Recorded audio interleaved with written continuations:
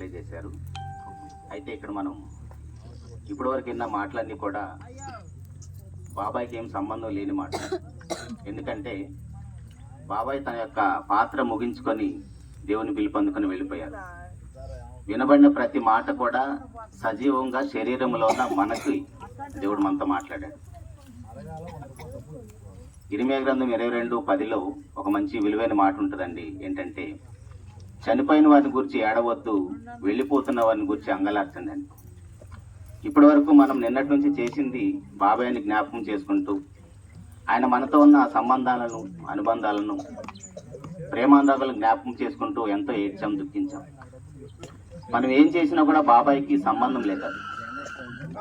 మరి అక్కడ ఇర్మీయా గారు ఎవరి గురించి మాట్లాడుతున్నారంటే, వెళ్ళిపోతున్న వారిని గురించి అంగలార్చమంటున్నాడు, ఏడవమంటున్నాడు, రోదన చేయమంటున్నాడు. అంటే వెళ్ళిపోతున్న వారు ఎవరు? ఎవరైతే ఈ యొక్క పార్థివ దేహాన్ని చూడటానికి వచ్చారో ఆ వెళ్ళిపోతున్న వారిని గురించి బైబిల్ ఇంత చక్కగా రాస్తుంది. అంటే ఎందుకు వాళ్ళ గురించి ఏడవమంటున్నాడు? ఎందుకు ఏడవమంటున్నాడు అంటే, ఆల్రెడీ బాబాయికి నిర్ణయించబడిన స్థలానికి ఆయన అయితే వెళ్ళిపోయాడు. మనం అందరం కూడా ఇప్పుడు ఒక దైవజనులు చెప్పారు, ఏదో ఒక రోజు ఆ మంచి పిలుపుని దేవుని ద్వారా అందుకుంటాం. ఆ పిలుపు ఇంకా మనకు రాలేదు కాబట్టి, మనం ఇంకా శరీరంలో ఉన్నాము కాబట్టి, అవకాశం ఉంది, ఆయుష్ ఉంది, ఆరోగ్యం ఉంది కాబట్టి, ఆ పిలుపు రాకముందే మనము ఎక్కడికి వెళ్తామో నిర్ణయించుకోవాలి.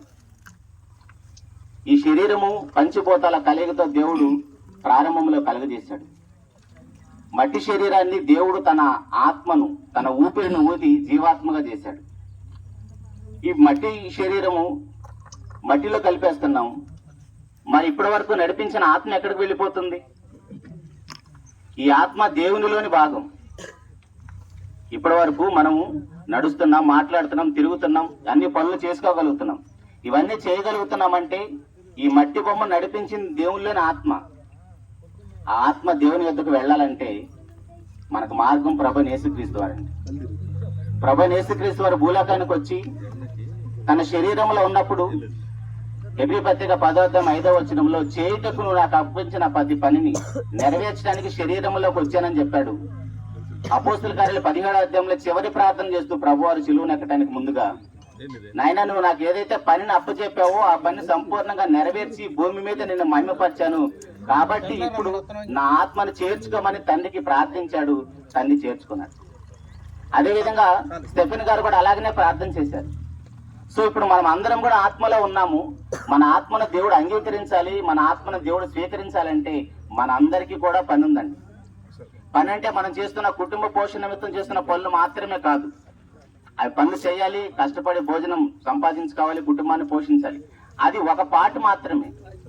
కానీ మన ఆత్మను రక్షించడానికి అవసరమైన పనులు సత్క్రియలు. ఆ సత్క్రియలు అంటే ఏంటంటే, ఇప్పటివరకు దైవజనులు ఎన్నో విలువైన విషయాలు చెప్పారు. మన ఆత్మకి మలినాన్ని, పాపాన్ని అంటించుకోకుండా పరిశుద్ధంగా జీవించాలి, సత్క్రియలు చేయాలి. సత్క్రియలు అంటే ఒక పాపిని పరలోకానికి చేర్చే అవసరమైన మాటలు చేయాలి. మనల్ని చూసి అనేక మంది మారాలి. అలా మారినప్పుడే మనం చనిపోయిన రోజు నాయనా తండ్రి నా ఆత్మను చేర్చుకోమంటే దేవుడు మన ఆత్మను చేర్చుకుంటాడు. అలా కాకుండా భూమి మీద మన ఇష్టం వచ్చినట్టు దేవునితో నాకు సంబంధం లేదని లూకాసు వార్త 16 ధనవంతుడు ఎలాగైతే మాట్లాడతాడు, దేవునితో నాకేం సంబంధం లేని బ్రతికాడు, కానీ ఆయన మీద మోపబడిన నేరం ఏంటండి? అబ్రహాం గారు చెప్తాడు, నాయన నువ్వు నీ ఇష్టం వచ్చినట్టు బ్రతికావు. మనలో చాలా మంది నా ఇష్టం అని ప్రతిసారి అంటూ ఉంటాం. మన ఇష్టం అనేది ఏమీ లేదండి భూమి మీద. స్త్రీలుగా పురుషులుగా మనం పుట్టామంటే అది దేవుని యొక్క చిత్తం. మనం సజీవంగా ఉన్నామంటే అది దేవుని చిత్తం. కాబట్టి క్రైస్తవులుగా, దేవుని పిల్లలుగా బాబాయ్ దేహాన్ని చూడటానికి ఆయన అంతిమయాత్రకు వచ్చిన మనం అందరం కూడా గుర్తుపెట్టుకోవాల్సిన విషయం ఏంటంటే, దేవుని చిత్తం అయితే ఆ మాట రావాలి మనకి. అప్పుడే మనం దేవుని ఇష్టానుసారంగా బ్రతకగలుగుతాం. ధనవంతుడు చాలా ఆస్తిపాస్తులతో బ్రతికాడు, కానీ చనిపోయిన తర్వాత ఒంటరిగా వెళ్ళిపోయాడు పాతాళలోకానికి. కానీ అదే ధనవంతుని ఇంటి ముందు ఒక లాజరు అనే ఒక రోగస్తుడు పడి ఉన్నాడు. ఆయనకి తినడానికి ఆహారం లేదు, ఆరోగ్యము కూడా లేదు. కానీ అతను చనిపోయినప్పుడు పరలోకం నుంచి దేవదూతలు వచ్చేసి ఆహ్వానం పలికి అబ్రహాము రొమ్మును ఆనుకుంటూ తీసుకుని పోబడ్డాడండి. కాబట్టి ప్రియ దేవుని సంఘమా, ఇక్కడ నేను చెప్పాలనుకున్న విషయం ఏంటంటే, మనం ఏది కలిగి ఉన్న ఈ లోకంలో అదేది మనల్ని పరలోకాన్ని చేర్చలేదు. కానీ పరిశుద్ధమైన జీవితాన్ని మనం కలిగి జీవిస్తే, ఎందుకంటే మన భూలోకానికి వచ్చినప్పటికే పరిశుద్ధులుగా, నిర్దోషులుగా దేవుడు భూలోకానికి పంపించాడు. అది దేవుళ్ళనే భాగం. భూలోకానికి వచ్చిన తర్వాత మనం ఆ లక్షణాలన్నీ కోల్పోయి అపవాది బిడ్డలుగా మారిపోయాం. అపవాది దురాశలు నెరవేరుస్తూ ప్రేమానురాలు లేకుండా, మానవత్వం లేకుండా మృగాల్లాగా బ్రతికేస్తున్న ఇలాంటి తరుణంలో మరలా దేవుడు మనల్ని ప్రేమించి తన ప్రియకొమ్మని భూలోకానికి పంపించి రక్త మాంసాల్లో ఉండి కూడా పాపం చేయకుండా బ్రతకొచ్చని నిరూపించడానికి, మనకు మాదిరి చూపించడానికి ప్రభు వారి భూలోకానికి వచ్చాడండి. అందుకే యేసు ప్రభు నమ్ముకోండి, ఆయన యొక్క రక్తంలో ప్రతి పాపాన్ని కడుక్కోమని ఎందుకు చెప్తారంటే రక్త మాంసాల్లో ఉండి కూడా పాపం చేయకుండా బ్రతికి ప్రపంచానికి సవాల్ విసిరాడండి. మనం చేతగాక బ్రతకలేక ఇలాంటి పాపపు శరీరాన్ని దేవుడే ఇచ్చాడు కదండి అని దేవుని మీద నేరం మోపుతాం.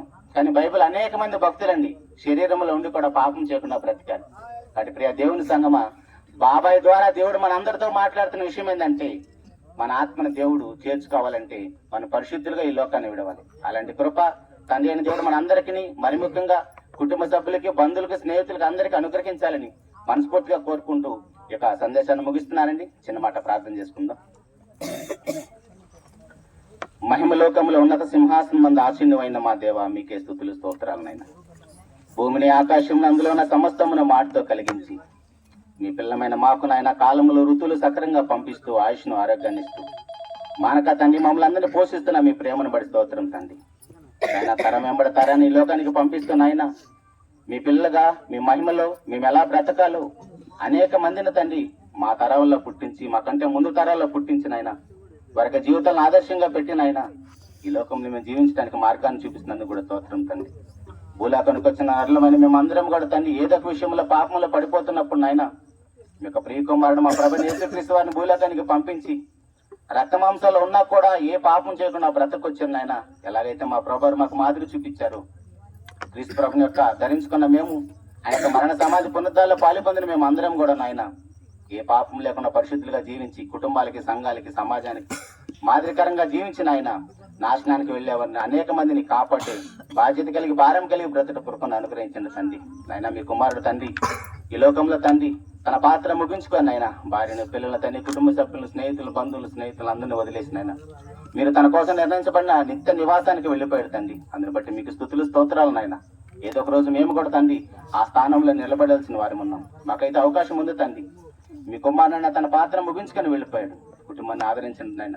మరి ముఖ్య తండ్రి చిన్నమ్మని తండ్రి మీ కృపల తండ్రి మీ కుమార్తెని ఆదరించిన తండ్రి, కుమారులు, కుమార్తెలు కూడా తండ్రి, మనవులు, మనవరాలను తండ్రి అందరిని ఆదరించిన తండ్రి. మరి ముఖ్య తండ్రి బంధువులు, స్నేహితులు అందరినీ కూడా ఆదరించిన తండ్రి.